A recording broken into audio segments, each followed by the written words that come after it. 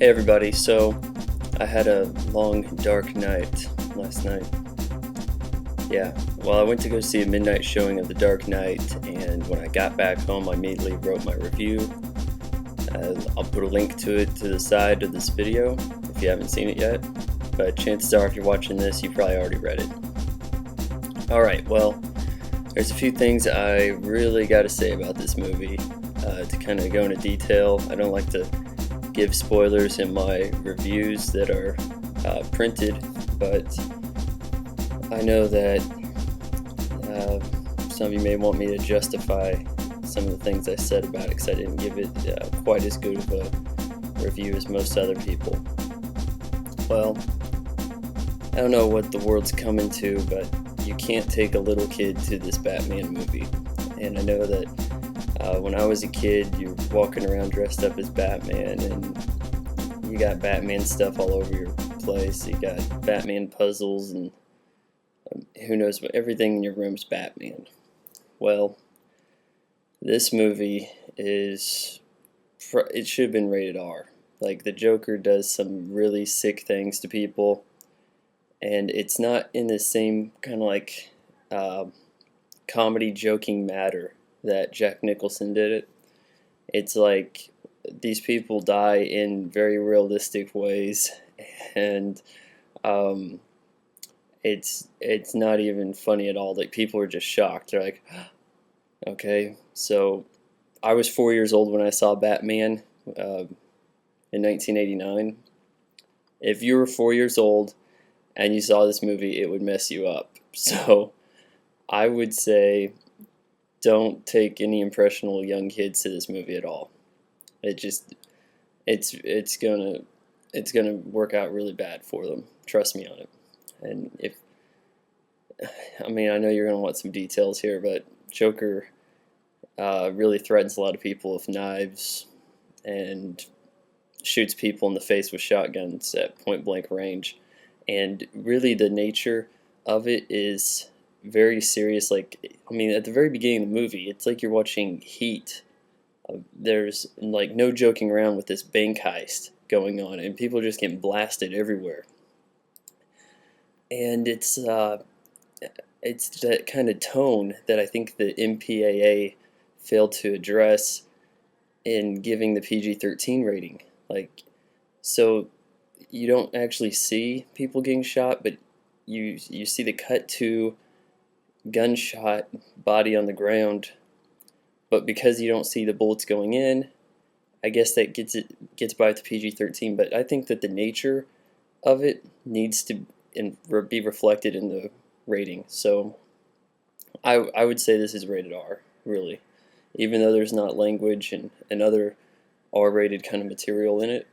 Just the tone of it and the level of the violence uh, really sets it apart from other PG-13 movies. Take my word for it, please.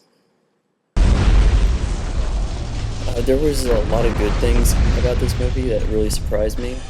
Like, for one, the Bat Pod was integrated better than I'd expected because I'd seen the concept behind it and thought, what's going to happen here? Is Fox going to give him some silly looking motorcycle that is uh, has huge guns in front of it for some reason?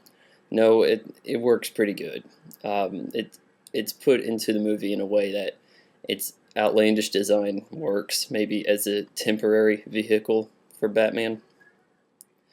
Also, the Joker's makeup, I was kind of upset about that at first, thinking that he was some homeless guy who wandered across some woman's makeup kit or something and just smeared it on. I think there's a conflicting backstory that gives some explanation behind his makeup, so that's good. I was kind of lost in the plot of the movie. Like, there's some bizarre number of mobsters you have to try to remember the names of, and money getting thrown around that seems to come from places. I mean, I don't know. Then Batman has to go into China for some reason. And I think the whole point of it was just so that he could jump off a building and do some stunt slash CGI thing, just to kind of please some people about Batman jumping off buildings and gliding. Other than that, it wasn't something that needed to be in the movie, and just little things like that make this a 2.5 hour long movie. I also had a problem with the pacing of the action sequences. Like, you go into this new action sequence and you think, hey, this is where everybody is. This is going to be the final showdown. This is going to be cool. And then it's like there's 5 more final showdowns before that. Like, what are they thinking? Like, you have a perfect setup here, and then you have to go onto this hospital. Then you have to have this thing with some boats. Then you have this thing on the skyscraper. Then you have to go into this abandoned building. The bad guys get away a little too much in this movie. Batman should be a little bit better at tracking them down and just having a big standoff. Overall, I thought the movie was pretty good, so I gave it 3 out of 4 stars. And as far as the things that it does well, like everybody talks about Heath Ledger as the Joker. That's probably the strongest point of the movie. He's a different kind of Joker than you'd expect.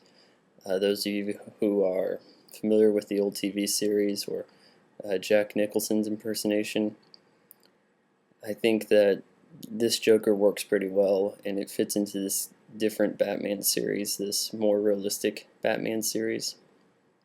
It fits pretty well. So I would suggest going and see it on the count of Heath Ledger, his Joker, anyways. I didn't like the sonar point of view thing that Batman does towards the end. Like, it's sort of a sci-fi element that is bizarrely outlandish and a little nauseating. Like, you can't really tell what's happening during these sequences. So that was probably a bad choice. It's just something that happens toward the end. Not a big deal. Well, again, Christopher Nolan is crafting a very strong movie. There's great lighting and editing, and overall the story's pretty interesting. And if you liked Batman Begins, you'll probably like this one. And most people seem to be liking this one even more. Well, that's all I gotta say about The Dark Knight. There's a link to my website on the side, so please do me a favor and go check it out.